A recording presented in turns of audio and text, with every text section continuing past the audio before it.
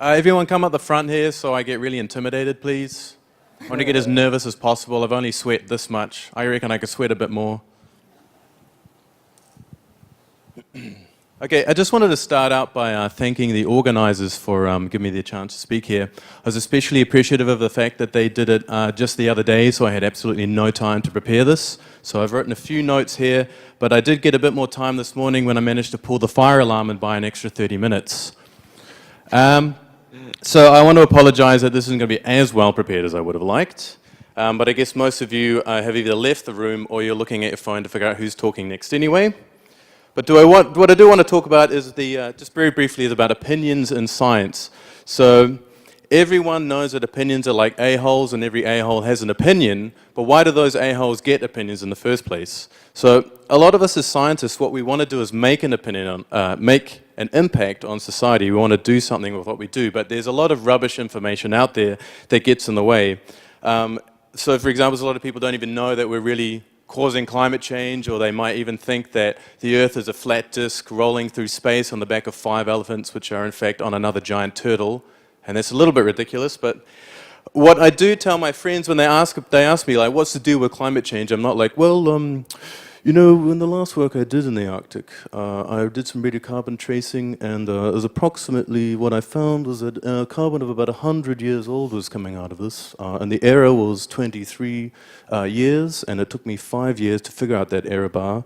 But what it does suggest is that these systems in question are in fact in equilibrium. No, what I do is I tell them that maybe you should just have one meat-free day a week or something like that, or just use public transport a bit more, or cycle. So what I recently did is I had a crack at doing this in the scientific community as well. So ooh, it's very loud when I do that. When I wrote an opinion piece for a journal, and what I tried to do is talk about the role that I see methane playing in the future. It was me and my boss wrote this together. And we based it on several recent important studies. I did a little bit of modeling as well in this. So it was all above board, and frankly one of the best pieces of writing I've ever done in my life, in my extremely humble opinion. But I also wasn't surprised that it got quite rapidly rejected.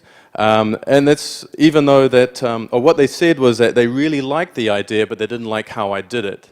But it was an opinion piece for the opinion part of a journal, so I don't really know what they expect me to do otherwise. So I don't really think that we actually have enough opportunities to express our opinions. We don't have enough outlets to do this. And most of the prevailing opinions out there are those by sort of the older professors who've got a big name and a long career behind them. And let's be honest, I just know how busy those guys are. They don't have enough time to read the scientific literature. No one does anymore. There's so much stuff out there, which is why I think it's so important that we have these opinions or hypotheses or suppositions and that we can put them out there. So I think it would be good if we could all get the opportunity to do this, to have a hand in sort of how we see the future direction of science and how we can play a role in the local community and that kind of thing. But I do see that there's an extreme irony in a white middle-class man complaining about not having enough chance to share his opinion, so I do apologize for that. So my recommendation is just put your neck out there, see what you can do, and worst case scenario is have something to rant about on a big stage like this when you don't have enough time to prepare your talk. So thank you very much.